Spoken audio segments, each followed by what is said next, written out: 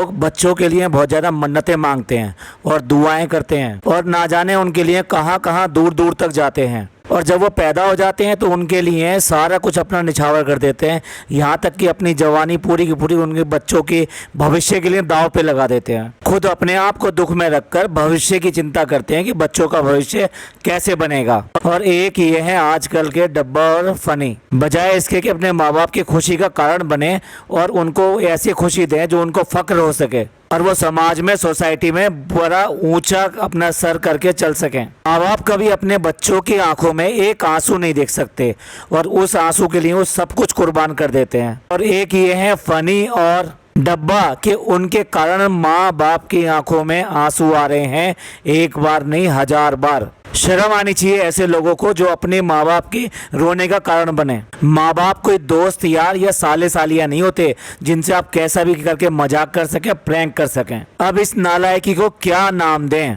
खुदगर्जी की तो सारी सीमाएं पार कर चुके हैं और पहले से ही साबित हो चुके हैं कि बहुत बुरी तरीके से खुदगर्ज हैं, सिर्फ अपना सोचते हैं, माँ बाप का कोई फर्क नहीं पड़ता। और आज नालायकी की सारी सीमाएं पार कर दी। इस्लाम में ही नहीं बाकी सब धर्मों में भी माँ का दर्जा इतना ऊंचा बताया गया है कि मेरे को बताने की जरूरत नहीं है। और इस्लाम में तो कहा गया कि माँ के पैरों के नीचे जन्नत है और जन्नत का दरवाजा खोलने वाली माँ को आप रुला सकते हो। और किस लिए रुला रहे हो? सिर्फ और सिर्फ कंटेंट के लिए, इमोशंस को कैश कर रहे हो, पैसा कमाने के लिए इस हद तक गिर जाएंगे। व्लॉगर का एक बहुत बड़ा हथियार बन गया है ये आज की डेट में कि किसी के साथ में प्रैंक करो और प्रैंक करने के बाद में उसकी वीडियो बनाओ और उसको डाल दो। फिर कोई आके प्रैंक करता है कि मैं अभी अभी शादी करके ले आया हूँ इसको, और कोई आके प्रैंक करता है कि मैंने अपना रिश्ता तोड़ लिया है। अरे भाई, माँ बाप जो है ना हंसी मजाक की चीज नहीं होती है। जरा एक बार उनके दिल से तो पूछ के देखो कि वो क्या क्या कर सकते हैं तुम्हारे लिए, और इस उम्र में भी आपके लिए जान देते हैं। शर्म आनी चाहिए ऐसे नालायकों पे जो कि माँ और बाप का मजाक उड़ाएं और उनकी इमोशन से खेलें और इस तरह का प्रैंक करें और उनको रुलाएं। चलिए विस्तार से पूरी बात बताते हैं। आज की चर्चा में आपका स्वागत है। जो लोग चैनल पर पहली बार आए हैं तो प्लीज़ सब्सक्राइब कर लें और बेल आइकन भी दबा दें जिससे कि आने वाली वीडियो की इन्फॉर्मेशन आपको टाइम से मिल जाए। इस तरह से ये सच है कि सूरज निकलने के बाद में दिन की शुरुआत हो जाती है। इसी तरीके से ये भी सत्य है और ये भी सच है कि ये वहाँ पे सिर्फ 2-4 दिन के लिए गए हैं, वहाँ से इन्हें वापस आना ही है। वो चाहे 5 दिन रहे या 10 दिन रहे, लेकिन वापस तो इन्होंने वहाँ पे से आना ही है। और बहाने इनके पास हमेशा तैयार रहते हैं। अभी रेस्टोरेंट तैयार है, तबीयत खराब है, डॉक्टर को दिखाना है, और ऐसा सिर्फ और सिर्फ मौदा से जाने पे ही होता है कि जाते ही सबसे पहले घर नहीं जाते हैं, सीधे डॉक्टर के जाते हैं। ड्रामेबाजी की भी हद है। ऐसी कौन सी इमरजेंसी होती है कि जो सीधे भाग कर जो डॉक्टर के पास जाना पड़े इमीडिएटली ट्रेन से उतरते ही? ना कानपुर में कोई डॉक्टर्स हैं, ना लखनऊ में कोई डॉक्टर हैं। ये दोनों के दोनों एक बड़े गांव की तरह हैं। यहाँ पे ना एम्स है ना कोई बड़ा हॉस्पिटल है। सिर्फ मुंबई में डॉक्टर्स रहते हैं, इसके अलावा कहीं नहीं मिलते। यहाँ तक कि झांसी में भी नहीं मिलते और रास्ते में भोपाल पड़ता है उसमें भी नहीं मिलते। ये और कुछ नहीं है, इनकी नौटंकी का पार्ट है ये। तो इनको तो वापस आना ही है। तो इन्होंने जो है प्लान बनाया कि चलो प्रैंक करते हैं घर वालों के साथ में, और झूठ मूठ में ये कहेंगे कि हम लोग जा रहे हैं, और अचानक जा रहे हैं। वो जो तैयारियाँ होती हैं, इनकी बैग पैक होते हैं, ये सब होते हैं, नहीं, अचानक जा रहे हैं तो उनके साथ प्रैंक करेंगे। तो देखते हो कैसा रिएक्ट करते हैं। फनी तो है ही अनपढ़ गवार, तो उसको क्या तैयार होना और क्या करना, जो कपड़े पहनने हो, जितने पसीने में हो, या नहाया हो या ना धोया हो, और वो चल देता उठ के। पिछली बार भी ऐसे ही हुआ था जब ये यहाँ से सर पे पैर रख के भागे थे, तब भी फनी का हाल देखते आप। फनी का इतना बुरा हाल था, उसके बाद में भी वो गाड़ी में बैठा और चल दिया, हम जा रहे हैं। तो इसी कंडीशन में बैग उठाया और अपने जो कंधे पे रखा और कहता है कि भी चलो चल रहे हैं, चभी हमारे जाने का टाइम हो गया, अब तुम तैयार हो जाओ, कपड़े वपड़े देखो। प्रैंक की सही मायनों में स्क्रिप्ट लिखने वाली यही है, डब्बा ही है। ये फनी का प्लान नहीं हो सकता, ये सिर्फ और सिर्फ इसी का प्लान है कि भाई चलो प्रैंक करके एक बनाते हैं। कल तो व्लॉग डाला ही है, एक और व्लॉग फटाफट बन जाएगा, जल्दबाजी में बन जाएगा, और एक और अपलोड हो जाएगा, और कुछ और नोट छप जाएंगे। और ख़ास तौर से जब वो इमोशनल व्लॉग होगा तो फिर ज़्यादा से ज़्यादा व्यूज़ आएंगे। और नाम भी रखा है, सारे ससुराल वाले क्यों रोने लगे। अब पहले तो ये बताओ कि ससुराल वाले क्या होता है। ये आज तक ये अपना घर नहीं बना क्या? आज तक ये नहीं कह सकते कि घर के सारे लोग रोने लगे। ये घर नहीं है क्या? ये ससुराल वाले, ये मायके वाले, ये पीहर वाले, ये क्या है? तुम्हारा घर नहीं है क्या?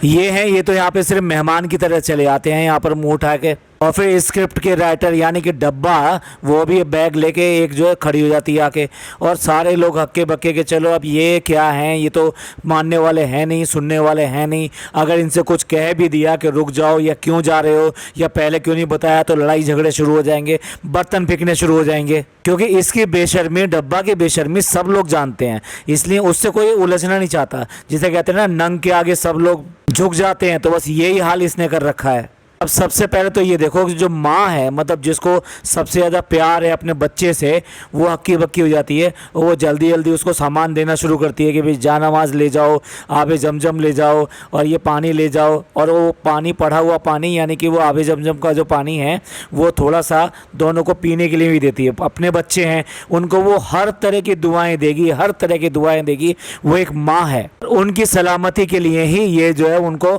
ये पानी पिला रही है कि भाई मेरे बच्चे जा रहे हैं तो अल्लाह का पानी है तो यहाँ पे पिलाएंगे तो ये जो सुरक्षित आराम से अपने घर तक पहुँचेंगे। और ये देखो इस जल्दबाजी में वो भूल जाती है कि इनकी जान का सदका देना है, तो वो जल्दी से जाकर उन्होंने शॉर्ट में दिखाया पूरे के पूरे परात भर के गेहूं लेकर आती है और उस गेहूं में दोनों के हाथ लगवाती है, क्योंकि वो जो है उसके बाद में दे दिया जाएगा गरीबों में। इस्लाम में सदका निकालना जायज़ माना गया है, तो वो सदका निकालने के लिए ही वो गेहूं लेकर आई और उनके हाथ लगवा के उनको रखा। अब इसके बाद में क्या करे, दोनों के सर पे हाथ फेरती है और जब बेटे से मिलती है, आई एम रियली सॉरी, ये वाली बात जो मैं कहने के लिए मेरे को 3 बार रीटेक लेना पड़ा है, क्योंकि मैं खुद इमोशनल हूँ कि वो माँ जो रोने लगी अपने बेटे से मिलकर बहुत बुरी तरह से, उसकी फीलिंग की इसने धज्जियाँ उड़ा के रख दी। इस माँ की शर्म आनी चाहिए अपने माँ को रुलाने से पहले। कौन सा मुंह दिखाओगे उस खुदा को कि मैंने अपनी जन्नत के साथ में क्या किया, मैंने अपनी माँ के साथ में क्या किया। इस डब्बा का तो कोई फ़र्क नहीं पड़ता, क्योंकि वो उससे प्यार है ही नहीं, बिल्कुल भी प्यार नहीं उसे। तो इससे अगर अपनी सास से प्यार होता तो पता नहीं क्या क्या करती, लेकिन उसे बिल्कुल भी प्यार नहीं है, वो तो सिर्फ तमाशा देख रही है। और देखो ये माँ बेटे की चीज़ को देखते हुए जब हम इमोशनल हो सकते हैं, हमारे वो कुछ नहीं लगते, तो देखो जो बुआएं हैं, वो बुआएं भी जो आई हुई हैं, उसकी फूफियाँ आई हुई हैं, वो भी रोना शुरू कर दिया उन्होंने। और हाउस हेल्प जो है वो भी रो रही है इस बात को देखकर। असल में ये सारे लोग इसलिए रो रहे हैं क्योंकि ये सारे सारे सच्चे दिल वाले लोग हैं, प्यार करने वाले लोग हैं, और ये लोग नाकारा हैं और बेईमान हैं और फरेबी हैं। इन्हें ना रिश्तों की कदर है, ना इंसान की कदर है, और ना ही किसी तरह की खुदा का डर है कि हम माँ के साथ में क्या करने जा रहे हैं। ऐसे इमोशनल टाइम पर तो सभी रोने लगते हैं, लेकिन डब्बा उसको कोई फ़र्क नहीं पड़ता, उसको इमोशन से बिल्कुल भी वास्ता नहीं है। नहीं तो आदमी ये सोचता है कि जैसे ये इसकी माँ है और ये माँ अपने बेटे के लिए रो रही है, तो सब लोग अपनी माँ को याद करके रोने लगते हैं। अरे जिसने अपने भैया भाभी के प्यार को ठुकरा दिया, उनकी कोई इज्जत नहीं रखी, और उससे उम्मीद करें कि वो जो है अच्छा करेगी और ये सब चीज़ें इमोशन जो है इन सबको देखेगी और दूसरे की माँ की इज्जत करेगी। भाई एक ही चीज़ निकलती है मन से कि लानत है ऐसी औलादों पे जो अपनी माँ बाप को रोने का कारण बन सके, बजाय इसके कि उनके चेहरे पे किसी भी तरीके से खुशी आए और उनको रुला रहे हैं। जैसे माँ जो रोना शुरू करती है तो वो कह देता है कि नहीं नहीं नहीं, हम नहीं जा रहे, हम तो ऐसे ही कर रहे थे, मजाक कर रहे थे, हम तो प्रैंक कर रहे थे, और हंस रहा है उसके ऊपर, खूब दांत फाड़ रहा है। ये वही लड़का है ना जो माँ और बाप हज पे जा रहे थे तो अपने बाप से मिलकर रोने लगा था। अब ये सब जो देखने के बाद में डब्बा जी जो अपना ऐड ऑन करती हैं, ऐड ऑन क्या करती हैं, तुम्हें बता देना चाहिए था ना अम्मा के रोने से पहले। अरे भाई वो कह रहा है कि अम्मा को रोने से पहले बता देता तो फिर प्रैंक कहाँ रहता। मतलब रोने से ज़्यादा, इमोशन से ज़्यादा उसको इस बात की है कि मेरा प्रैंक सफल होना चाहिए, जिससे मेरा एक व्लॉग बनेगा, मेरा कुछ पैसा आएगा। माँ एक तरफ बैठ के रोने लगी थी और वो जो बुआ थी यानी फुप्पी थी वो हाथ से चुपट कर वो उससे फिर दोबारा से रोने लगी, और बाकी फुप्पियाँ भी रो रही थी। और अपनी फुप्पी पे इतनी जोर से चिल्ला के बोल रहा है कि अभी अब रोने की क्या जरूरत है, मैं नहीं जा रहा ना। फुप्पियाँ वो होती हैं जो अपने भाई से भी ज़्यादा अपने भतीजे को प्यार करती हैं। वो बात दूसरी है, डब्बा जैसी भी कुछ होती हैं, को अपने भाई का ही प्यार नहीं रहा तो भतीजे के बारे में क्या कह सकते हैं। ये देखिए जब वो बातें कर रहे हैं तो माँ एकदम ऐसे चुप बैठी है और ऐसे देख रही है जैसे उसको होश ही नहीं है। वो ये रियलाइज़ करने की कोशिश कर रही है कि मेरा बेटा सच में नहीं जा रहा क्या, इसका कोई भरोसा नहीं है। फिर दोबारा कहने लगे कि नहीं नहीं अच्छा हम सच में ही जा रहे हैं। अल्लाह ने तुमको बहुत बहुत सीधी माँ दी है, सभी की माँ बहुत अच्छी होती है, तुम्हारी माँ बहुत ज़्यादा भोली है और तुमसे बहुत ज़्यादा प्यार करती है। और डब्बा एक बार भी सास के गले नहीं लगी जब वो रो रही थी, उनको चुप कराने की कोशिश करनी चाहिए थी, ना ना ना, बिल्कुल भी नहीं। उसके लिए ये सारा एक ड्रामा था, जो सोचा समझा ड्रामा था, और सक्सेस हो गया था। उसका व्लॉग सक्सेस हो गया था, उसको पैसे मिल जाएंगे बस। और अपने ससुर का तो इसने इलाज करवाया था कानों का, और उनके मशीन भी लगवाई थी जिससे कि वो प्रॉपर तरीके से सुन पाए। उन्होंने या तो अपने कान की मशीन नहीं लगा रखी है, या वो मशीन जो काम की ही नहीं है, तो उसकी वजह से वो सुन नहीं पा रहे। और ये जो ड्रामा चल रहा है ना पूरा पूरा, वो हक्के बक्के की तरह से देख रहे हैं कि ये जा रहे हैं या रुक गए हैं या जा रहे हैं, क्या बात हो रही है। ये उनको चिल्ला चिल्ला के बता रहे हैं कि अब नहीं जा रहे, अब नहीं जा रहे, अब नहीं जा रहे। भाई अगर ये पापा इसके यानी कि इसके ससुर पूरी रंगत में होते ना, तो खींच के एक चांटा देना था इसके। जिस तरह से भाई ने जो है इसके डब्बा के चेहरे पे मारा है, ऐसे खींच के चांटा जो है इसके ऊपर देना चाहिए था, क्योंकि बाप है अपने बेटे के, कर सकता है। वो कहना चाहिए था कि कितना बेशरम लड़का है तू अपनी माँ को रुला रहा है, तेरी हिम्मत कैसे हुई माँ के आंसू निकालने की, और वो भी मेरे सामने मेरी बीवी को रुला रहा है। तो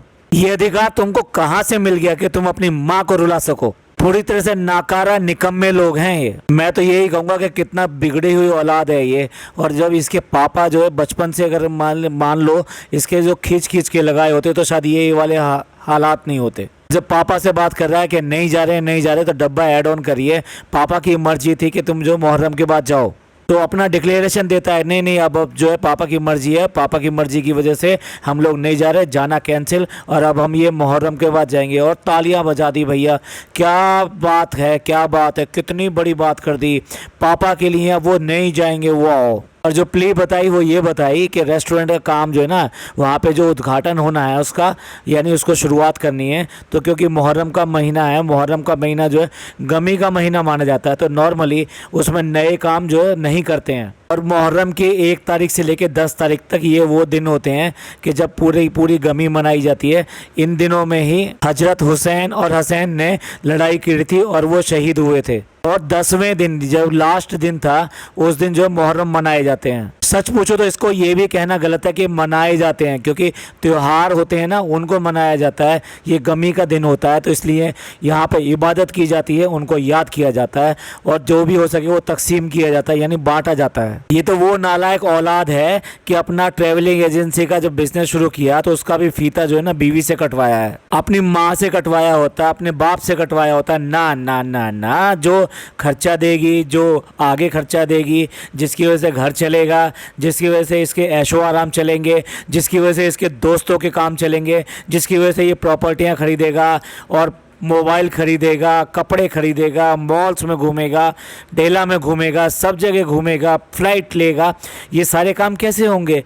काम उसी से होंगे। तो इसलिए उसी के ही चरणों में घुस जाओ, उसके चरणों में झुक जाओ। तो सही मायनों में पूछ के बताता कि पापा की क्या फीलिंग थी, तो पता चलता कि वो उनकी फीलिंग क्या थी इस बारे में। व्लॉग के नीचे भी इनका ये प्रैंक है ना, लोगों को पसंद नहीं आया। लोगों ने भर भर के इस बात के लिए गालियां दी है कि तुम माँ बाप से प्रैंक कर रहे हो। माँ बाप कोई प्रैंक करने की चीज़ है?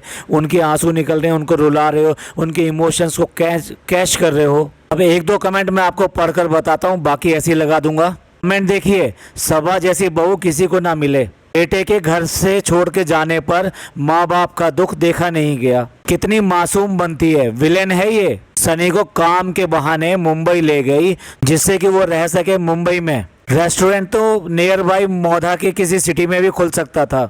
इस कमेंट पे क्या एक्सप्लेनेशन दें, ये तो खुद ही अपने आप में बहुत बड़ा तंज है। नेक्स्ट कमेंट देखिए, बहन जिस दिन से तुम इस घर की बहू बनी हो उस दिन से ही ये लोग रो रहे हैं।